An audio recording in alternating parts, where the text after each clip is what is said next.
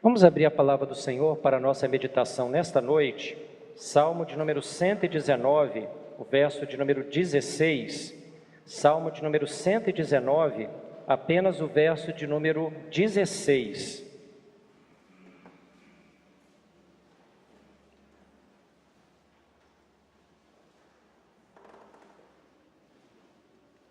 Todos acharam? Salmo 119, apenas o verso de número 16. Vamos ler todos juntos?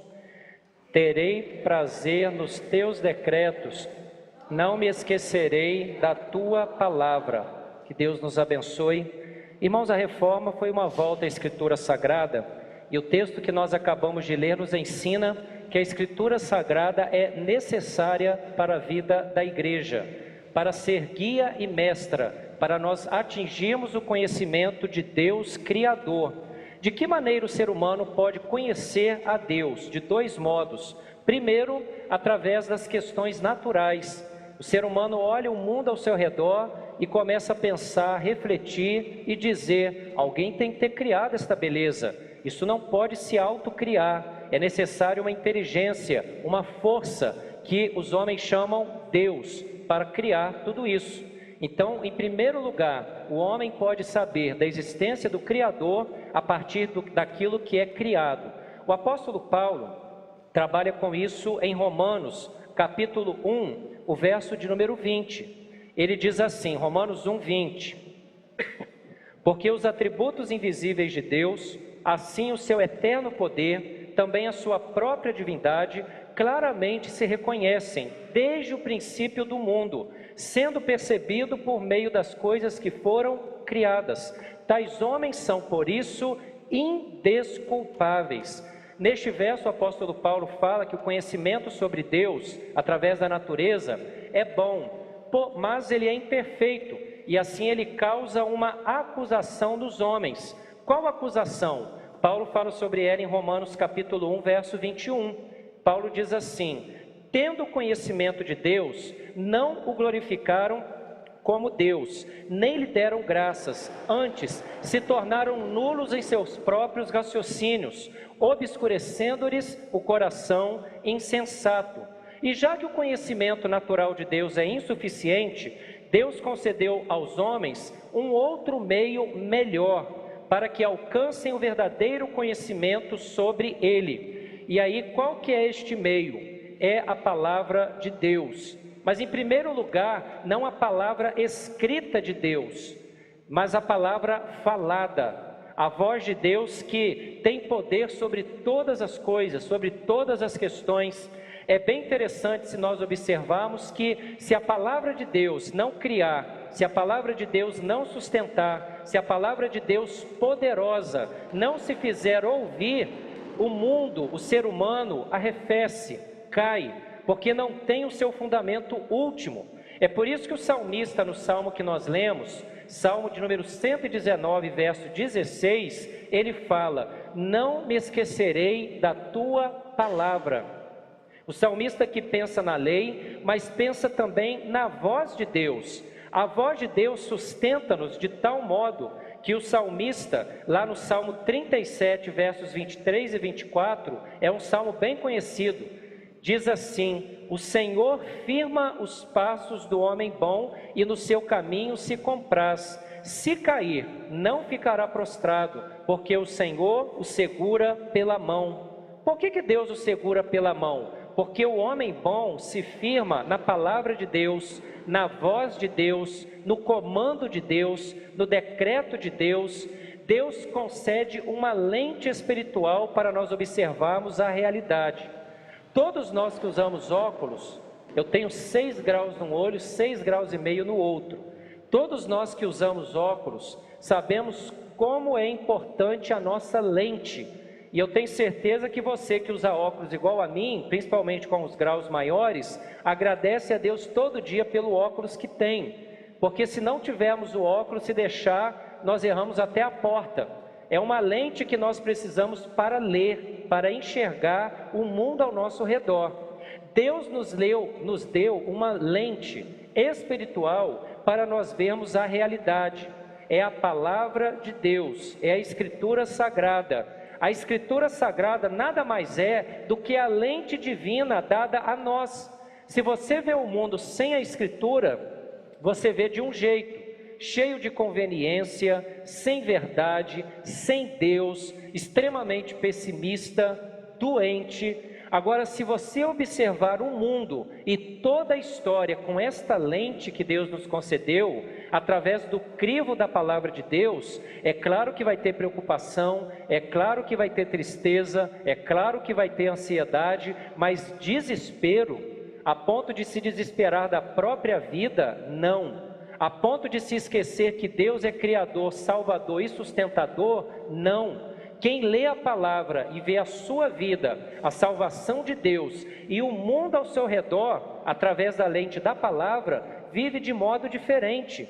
Tem choro, dificuldade e algumas coisas complicadas que nós passamos, mas a palavra nos garante a vitória. Ela tem promessa, tem cumprimento, tem alegria, tem paz, tem vida, não morte espiritual. Então a palavra é a lente que Deus nos dá para nós colocarmos e vermos a realidade, a nossa vida e a fé que vence o mundo e nos dá a vitória em Cristo Jesus. Os primeiros servos de Deus, os chamados patriarcas, não tiveram um livro sagrado para embasar a fé deles, mas eles tiveram a voz de Deus, tiveram o dito de Deus que prometia, que dava ordem. Por exemplo, nós temos Adão e Eva lá no Jardim do Éden, ainda não tinham uma Bíblia, mas tinham o privilégio de ouvir pessoalmente Deus. Lá em Gênesis capítulo 2, versos 16 e 17, Deus não dá por enquanto um livro, será dado depois, ou formulado depois, pela inspiração divina, mas Deus vai conceder a palavra poderosa dele. Deus diz assim para Adão: de toda árvore do jardim comerás livremente, mas da árvore do conhecimento do bem e do mal não comerás. No dia em que dela comerdes, certamente morrerás. Depois, se você passar algumas páginas da sua Bíblia, você vai ver a história de Noé. A mesma coisa, uma Bíblia não cai do céu para Noé ainda, mas Noé ouve a voz de Deus, ouve a palavra de Deus. E aí, lá em Gênesis capítulo 6, versos 13 e 14, Deus fala com Noé assim: resolvi dar cabo de toda a carne, porque a terra está cheia da violência dos homens, e eis que o farei perecer juntamente com a terra. Faze uma arca de tábuas de cipestre, nela farás compartimentos e a calafetarás com betume por dentro e por fora. Deus anuncia a Noé, através da sua palavra viva, poderosa, dizendo: olha, o ser humano pecou demais, o mundo virou uma bagunça grande, eu vou fazer um dilúvio, você vai construir uma arca, e aí um grupo apenas é que continuará para a posteridade. Se você passar depois umas páginas da sua Bíblia, você vê a história de Abraão. A mesma coisa, é a voz poderosa de Deus que vai comandar Abraão. Lá em Gênesis capítulo 12, versos 1 a 2, lemos assim a voz de Deus falando diretamente com Abraão: sai da tua terra, da tua parentela e da casa de teu pai, e vai para a terra que te mostrarei. De ti farei uma grande nação, e te abençoarei, e te engrandecerei o nome, se tu uma bênção. O que Deus faz com Abraão? Ele diz assim: creia na minha voz, creia no meu dito, creia na minha palavra dita, ou seja, creia na operosidade do Deus que fala com você. E essa voz de Deus, inclusive, ensinou a Abraão que Deus é o único Deus, verdadeiro e poderoso. Josué, quando já está em Canaã, recordando a Israel a sua história, lá em Josué capítulo 24, versos 2 e 3, Josué fala assim para Israel. Antigamente, é a palavra do Senhor para Josué transmitir para Israel. Deus diz assim: antigamente, vossos pais, Terá, pai de Abraão e de Naor, habitaram da além do Eufrates e serviram a outros deuses. Eu, porém, tomei Abraão, vosso pai, da além do rio, e o fiz percorrer toda a terra de Canaã. Também lhe multipliquei a descendência e lhe dei Esaque. O que esses textos nos ensinam? Que a voz de Deus, a palavra dita de Deus, é poderosa, ela influencia, ela dá direcionamento, ela capacita, ela dá ordem, é a voz do Deus Todo-Poderoso. É por isso que Davi, lá no Salmo de número 29, faz louvor à voz de Deus. O Salmo 29 é todo composto para exaltar e glorificar a voz poderosa de Deus. Diz assim, Salmo 29, dos versos 3 a 9, olha que bonito, que operosidade da voz de Deus, do dito, da fala de Deus. Ouve-se a voz do Senhor sobre as águas, troveja o Deus da glória. O Senhor está sobre as muitas águas. Verso 4 do Salmo 29, a voz do Senhor é poderosa, a voz do Senhor é cheia de majestade, a voz do Senhor quebra os cedros, sim, o Senhor despedaça os cedros do Líbano, ele os faz saltar como um bezerro, o Líbano e o Sirion como bois selvagens. Verso 7, a voz do Senhor despede chamas de fogo, a voz do Senhor faz tremer o deserto, o Senhor faz tremer o deserto de Cádiz. E por fim o verso 9, a voz do Senhor faz dar cria às corças e desnuda os bosques, e no seu templo tudo diz, glória. A voz de Deus é poderosa, e essa é a primeira parte da minha mensagem, é recordar a Igreja 9 de Abril da voz poderosa de Deus, do Deus que fala, do Deus que tem dito, do Deus que decreta, do Deus que aconselha, e as coisas acontecem, porque a voz de Deus é poderosa. No entanto, depois desse período patriarcal, foi necessário que esta voz de Deus, agora dita, ela precisou ser também escrita e registrada. Aí nós vemos a necessidade da palavra do Senhor, que a reforma vai tanto enfatizar. O que se fala, se esquece. O que se fala, outro em outro local pode perverter. Quantas vezes vocês ou eu falamos alguma coisa, e aí vem alguém, ou por inocência, ou por má intenção, e deturpa o que você falou, deturpa o que eu falei, deturpa o que nós falamos. Você falou, não registrou, ninguém gravou, quem ouviu deturpou, ou por inocência não entendeu e divulgou errado. Então, o que se fala, se esquece e se deturpa. E é por isso que Deus escreve, então, um livro sagrado. É para que a palavra dele ficasse registrada de forma firme, convicta e através da escrita passasse por gerações sem ser adulterada, sem ser mudada, sem ser de forma equivocada interpretada pelos homens. Agora nós entendemos que a palavra de Deus é extremamente útil e importante, só que nós devemos entender, e eu preciso que vocês prestem atenção e entendam o que eu estou falando. Deus não pode ser limitado a um livro sagrado no sentido de sua operosidade. O poder de Deus, a voz de Deus estão além de um livro sagrado. Mas a Bíblia é a palavra de Deus porque é a voz de Deus registrada para nós. Por que é importante lembrar isso à igreja, uma igreja reformada? Porque infelizmente alguns irmãos têm idolatrado a palavra de Deus.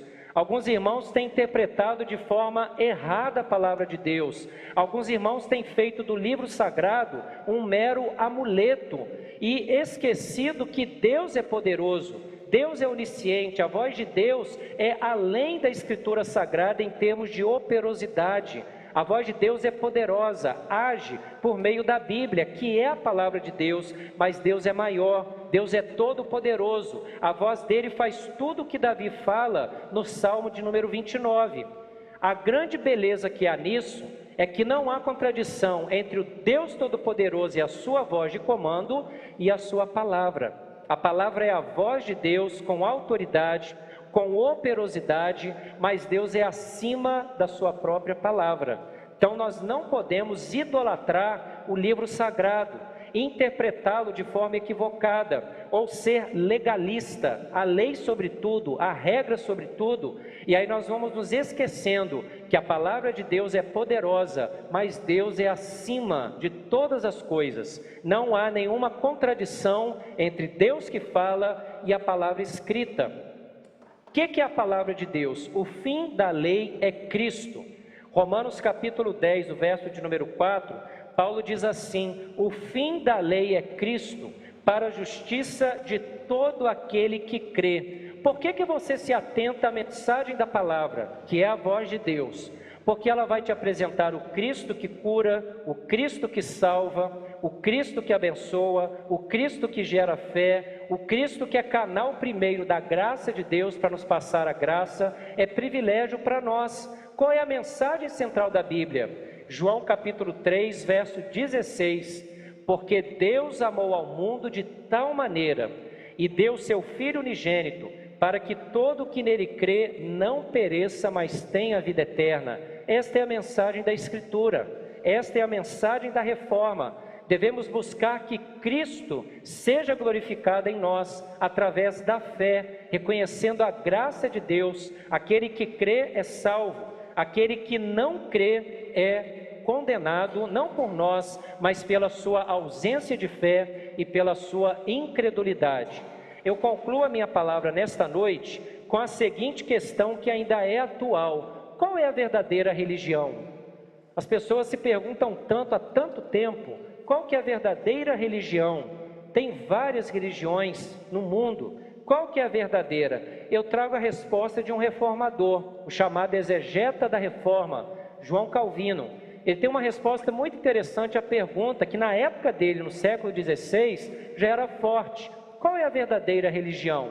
Calvino diz assim, uma citação um pouco longa, permitam-me ler. Ele diz assim: assim se tem, para que ilumine a verdadeira religião, que o início deva ser desde a doutrina celeste, e não há quem prove sequer o mínimo gosto da reta e sã doutrina, a não ser aquele que seja discípulo da Escritura Sagrada, donde também emerge o princípio da verdadeira inteligência, quando abraçamos respeitosamente o que Deus quis atestar ao seu próprio respeito na Escritura Sagrada. Com efeito, não só a fé perfeita e plena nasce da obediência à palavra de Deus, mas todo o reto conhecimento de Deus. E quanto a isto, em todos os tempos, manifestou-se a providência de Deus para com os mortais. Resumindo, onde é que está a verdadeira religião? A verdadeira religião se encontra na fidelidade à palavra de Deus. Todos nós aqui somos religiosos. Eu sei que tem alguns irmãos que têm um problema sério com a palavra religião, porque muitos de vocês foram ensinados que religião é quase que algo extremamente ruim. Ser religioso sem Cristo é algo bastante ruim, mas ser religioso com Cristo significa que você faz parte da verdadeira religião. Então você é religioso e tem no seu coração a verdadeira religião que parte da Escritura Sagrada. Você crê na Bíblia como regra de fé e prática? Então você é religioso verdadeiro. Você crê no Cristo, que é o nosso único mediador? Então você é um religioso verdadeiro. Você crê na salvação unicamente pela graça de Deus, não por nossos méritos? Então você é verdadeiramente um religioso. Você crê na doutrina bíblica? Você é religioso verdadeiro, porque você parte o seu comportamento religioso da palavra de Deus. Tem amor, fé, benevolência, tudo que a Bíblia fala. Então nós como igreja somos religiosos e pertencemos à verdadeira religião. Mas você precisa praticar essa verdadeira religião, tendo fé e uma ética cristã, um testemunho de vida que enalteça que você é de fato obedecedor da palavra sagrada de Deus. Obedeça a Bíblia diariamente, haja como um cristão reformado, não idolatrando o livro sagrado, mas retirando dele a vida eterna, porque ele tem a mensagem do Cristo que orienta e nos transforma. Nós somos os continuadores da reforma. Nós tocamos na história quando nos assumimos como cristãos, bíblicos, religiosos e reformados. Então continuemos essa história de obediência, de ódio ao pecado e à prática pecaminosa, e assim nos colocando em santidade diante do Senhor. Que Deus nos abençoe e que Ele nos ajude hoje e eternamente. Amém.